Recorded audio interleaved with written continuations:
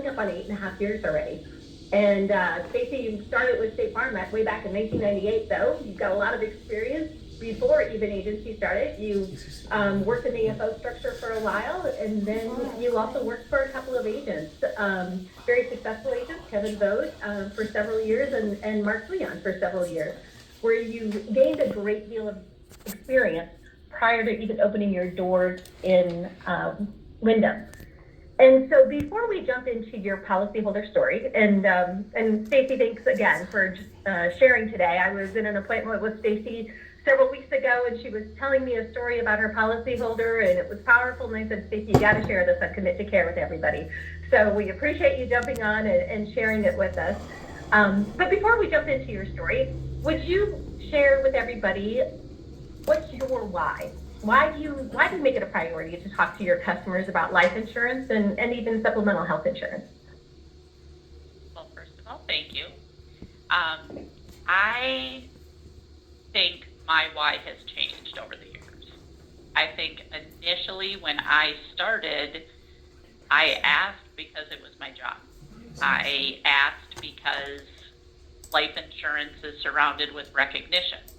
I asked because I got commission on it. Like, there's a competitiveness naturally in me that I wanted to sell it. I wanted to get the commission. I wanted to, win the awards. I wanted to do Team Member Hall of Fame. All those things is where it started.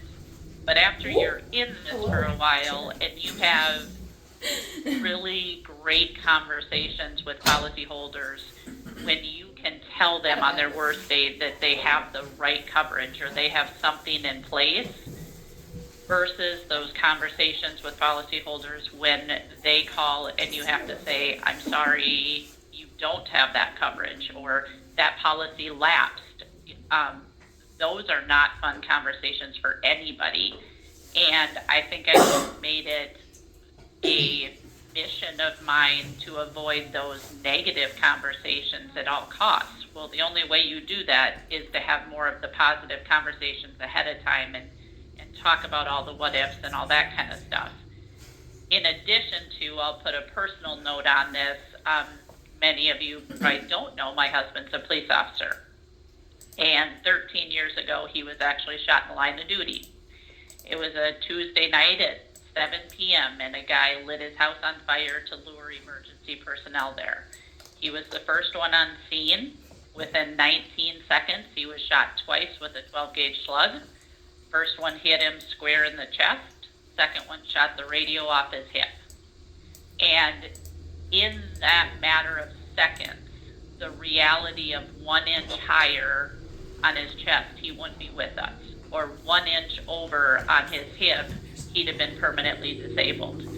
And when I got that call, the panic, the instant sickening feeling of, do we have what we need?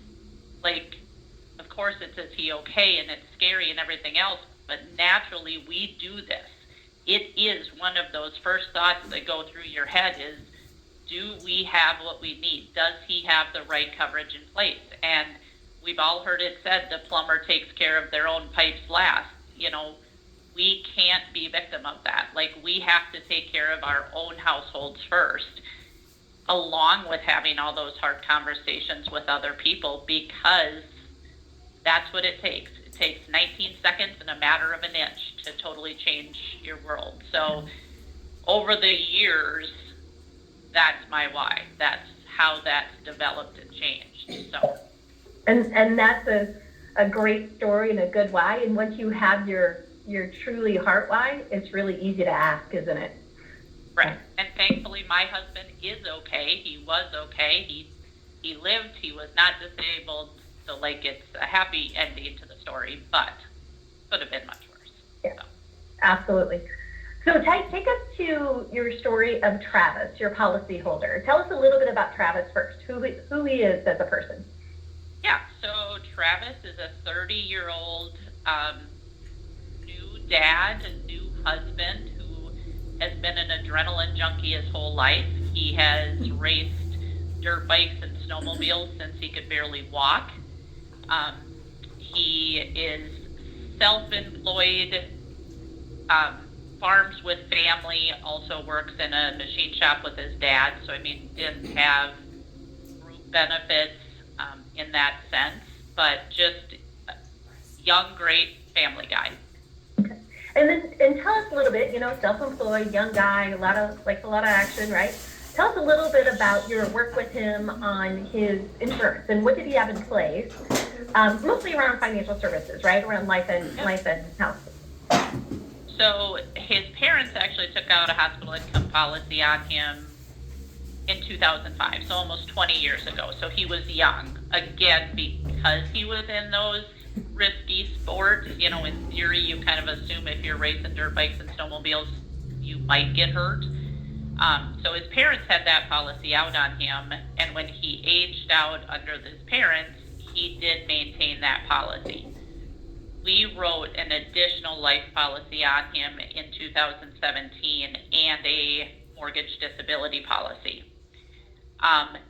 Since 2017, we have had multiple conversations with him to be able to keep that business on the books.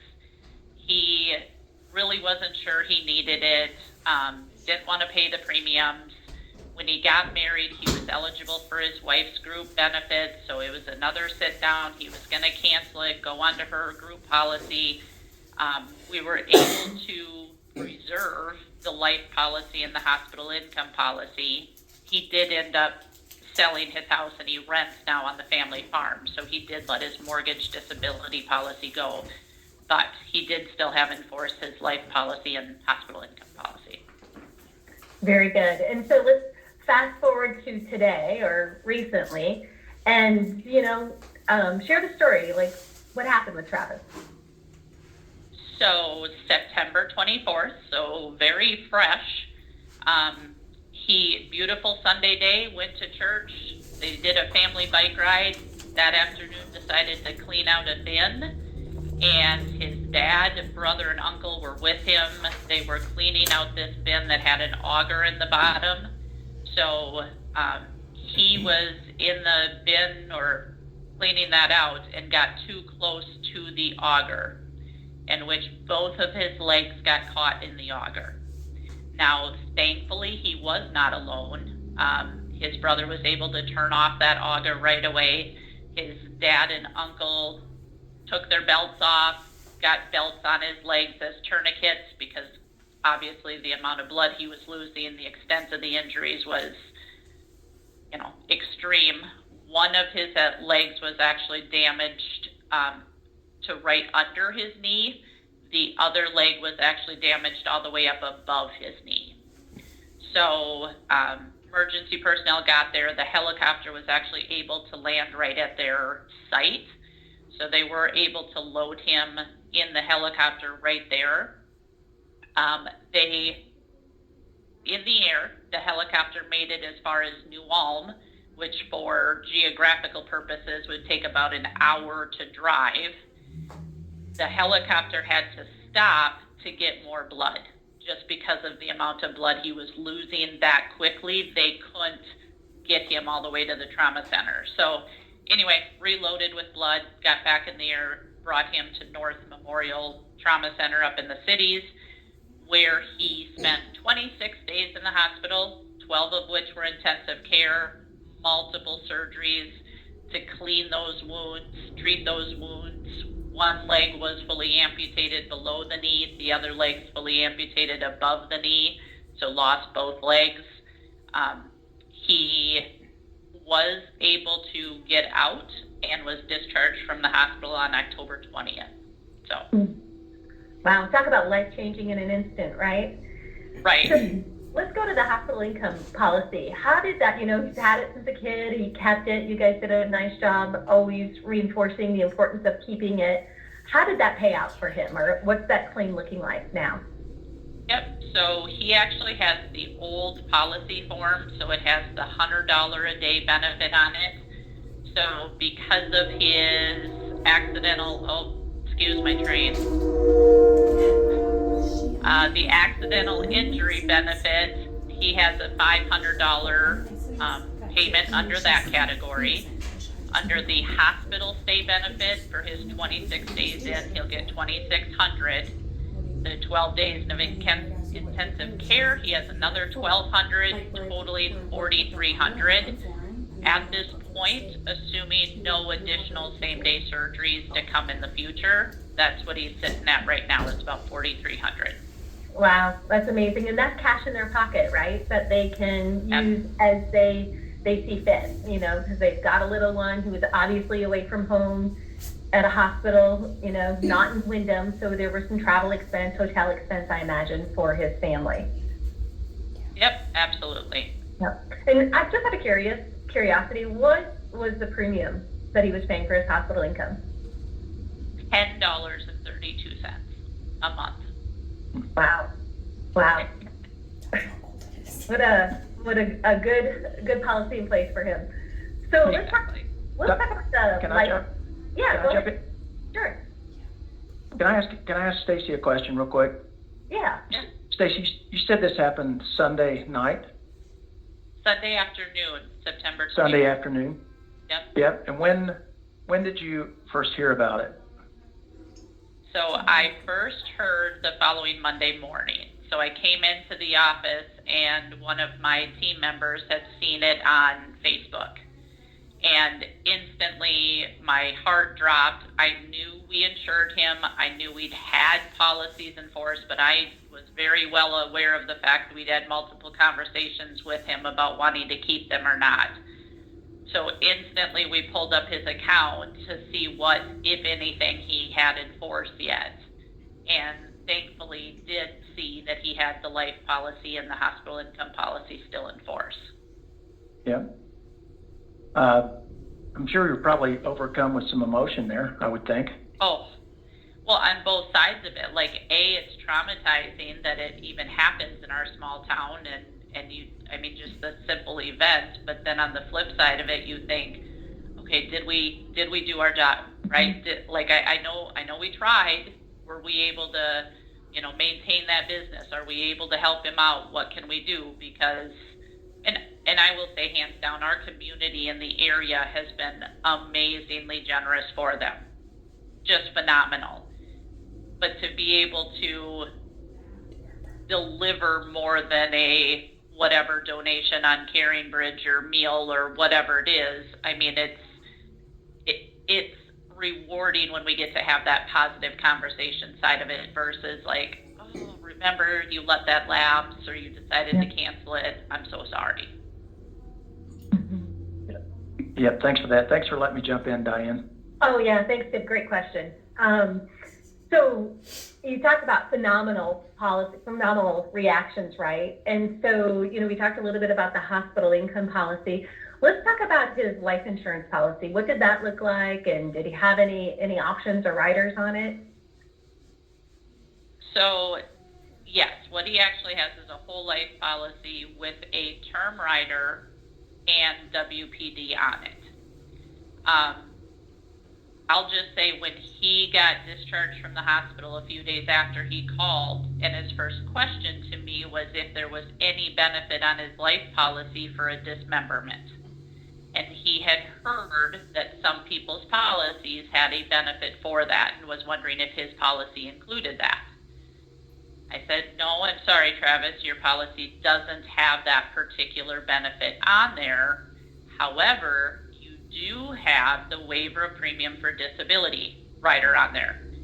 Instantly, he says, well, no, that's not me. I will be able to work again. And it kind of, you know, put me back because he was just so adamant that, like, we are not talking about disability here. That was not going to be his reality. That I kind of was just like, you're absolutely right. Like, you will have prosthetics. You will be working for the rest of your life. However, it will look different than what it looks like or it looked like before. And because of that, there may be some benefits on your policy. And truly at that point, I had to confirm that. I wasn't 100% confident and secure in the fact of what the definition of disability was under the waiver premium disability, if he would qualify or not under that. So I had to confirm that. but it was just for me. I almost felt like I was instantly focusing on the negative of the events happening, and he was so focused on the fact, like, I'm good. I will be good. I'm here. Like, I will conquer this. And okay, you're right. Like, I was in my head thinking benefits, and he's like, I'm going to be good. So, so yes, his policy has waiver of premium. I did call into Life Company right away to confirm that definition, and it literally says, under the definition of disability, a permanent disability is the loss of use of both feet, even if the insured is able to work. Instantly, I just had this, like, I wanted to do this dance, traumatic event. Yes, he's going to work. Yes, he's going to be able to do things. However, we get to deliver on that promise.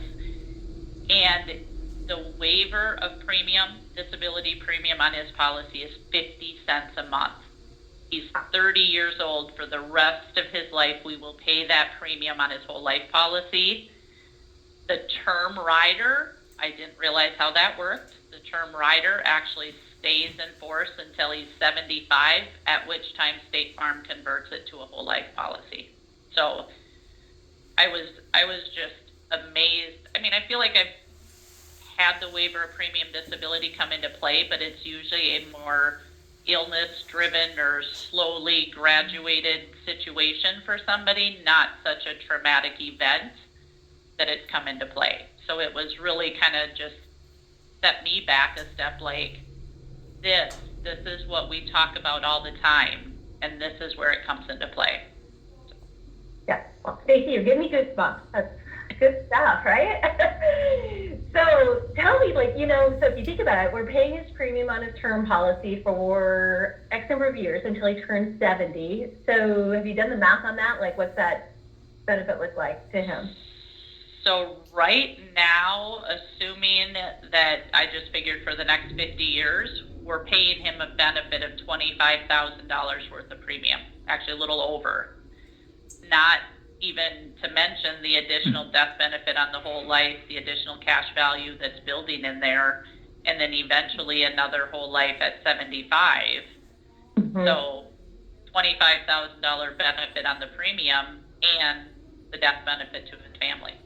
Yeah, it's a pretty awesome benefit, right? And if you think about it, for 50 cents, right? And how many times do we explain WPD or waiver of premium disability as just kind of a little small add-on, right? And you think of the power of just that one coverage that we need to tell the story of, right? And two things I take away, Stacey, is one is, thank goodness he has an advocate in you and your team and in saving those policies over the years, right? We all know you place the policies first times, and then sometimes it feels like you have to reassess the needs and have those needs-based conversations multiple times. And thank you for doing that work, and I know he greatly appreciates it as well. And then secondly, as we think about storytelling, and I know you shared this with me, Stacey, that Travis said, you can tell my story. He goes, I give you permission to share my story with anybody that you think it will help. So my encouragement to everybody on this call is, tell a story. Don't just say, hey, and that includes waiver of premium disability. Tell Travis's story if you don't have your own story, because we know stories are powerful, and that causes people to take action. So thank you, Stacey, for sharing Travis's story and sharing your work with us. Any closing comments on how Travis is doing today, or anything you'd like to add? He is doing very, very well. His spirits are amazing. His attitude's amazing. They are in the process of getting the fittings and all that stuff started on the prosthetic side of things. He is wheelchair bound right now, but it's really not slowing him down too much. So he's doing great. Perfect. Thanks, Stacey, and great work. And thanks again for sharing today. Rowan, you're welcome. Rowan, I think I'm turning it back over to you. Yeah, so Stacey, I wonder if I can ask you just one additional follow-up question, if that's okay. Yeah. So obviously this happened very recently, and I'm looking at the PowerPoint with you and your team, and I think about where you're an agent and who you replaced. And I'm curious, how has this impacted even just the way you and your team are approaching conversations around all of the products that we offer, but specifically around things like disability? And obviously you're in a big farming community, and I'm just curious how this situation has formed what you're doing now moving forward, and how your team feels about it, and whether it's emboldened them in these conversations. Well, they are listening to this call in the other office, and so I will say that I hope it is impacting them as much as it's impacted me. But truly, I think of anything, of our conversations, of our reality as we've worked through this situation and looked at the policies and the benefits and everything else. The biggest thing is taking our conversations on a daily basis. And kind of like Diane said, we include WPD, or we just in general talk about our policies and being, better or more beneficial than a group policy, for example. We talk about it all the time because we've heard it, right? Because maybe on this call there was a great conversation about why our individual policies are better than group. So we took that as a takeaway, we implemented into our conversations because we learned it. The difference right now, I feel like my team, and myself included, are seeing it firsthand play out. And that's the difference of what the impact makes when you actually walk through that and see it in action, versus just like, oh, I heard so-and-so say that, or I heard the story, I'm going to use that. Like, yes, absolutely, it makes all of us better at our job, but the real impact is when you actually see it working. Awesome. Thanks, Stacy. And I would just say a few of the things that you said. I mean, obviously it's a very powerful story, and congratulations for the perseverance that you had in helping him make the right decisions around keeping these policies in force, even though maybe he didn't see quite as much value over time or at certain points in time. But I think a couple of things that struck me, Stace, is, how your motive has evolved over time. Your why has evolved over time. And I think it's another goal of what this Commit to Care movement is about, right? It may start off as being, well, this is, right, when you worked for Kevin Vogt, it was part of what your job was, and you wanted to earn commission in doing it. And same with Mr. Fouillon, but as the more of these stories we hear, the more it can help move your motive to where I think it should lie, which is, how can I help people and put these types of products in place that, and not look at it from as much as a product standpoint, but what problem are we helping it solve, right? Ultimately, can I move this forward to what would it look like if this tragic accident were to occur, and boy, with right, everyone here, and we've got some folks that are maybe not necessarily from outstate Minnesota. They may not know what a dryer is or an auger or some of those other things, but the ultimate story, right, is very compelling. And so, and I think the second thing is, Stacy, that mission to avoid having the negative conversations by having the positive conversations up front. And again, that is what this Commit to Care movement is all about. To muster up the courage, even though it feels uncomfortable. You would rather have that uncomfortable feeling about asking than having to have that uncomfortable feeling about saying, I'm sorry. Right? We want to be in the yes business. So it's awesome. Stace, thank you again for sharing with us. And thanks for the opportunity. Hey, Rowan, it's Jeremy Savageau. I'm wondering if I could just say a quick thing, because this is a very close situation to the one I had a few years ago that I've shared on a Commit to Call as well. But Stacy, very similar to your situation, young guy. In this case, he's a college student, and he developed a rare form of bone cancer, and had a hospital income policy with State Farm, had a life policy with State Farm. Same thing. Had a waiver of premium for disability on the life policy that paid.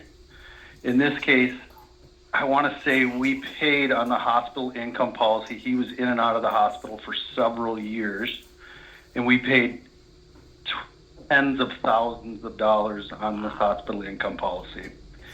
He went through 3 remissions, kept coming back, and then they decided that there was this experimental treatment in Colorado that they wanted to pursue.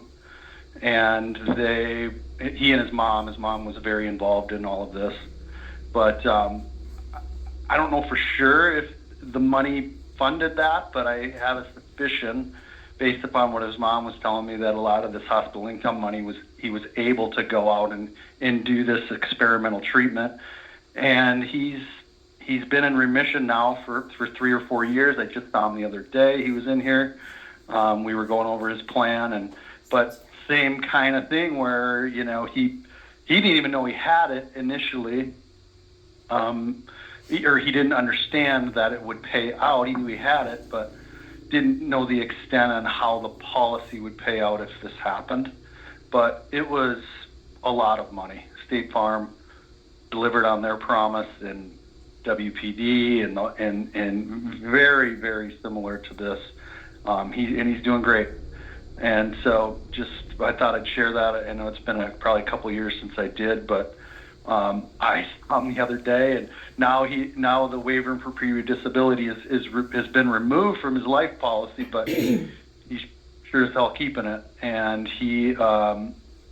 but it paid while he was disabled, and we paid out a lot of money on that hospital income contract. So really good story, very similar to yours, but that's all. I just wanted to share another quick success story.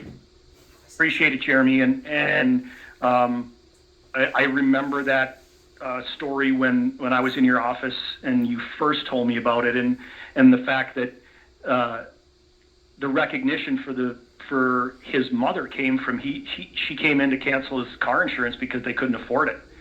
And that, because you didn't even know he was sick at the time. So yeah, the power of what those policies will do, it's just there is story after story. And thanks for sharing that, Jeremy. Thank you. Thanks again, Stacy and Diane. Appreciate you helping us out with that story today. And now I want to turn it over to Joe Fry and AFS Rachel Day. Joe.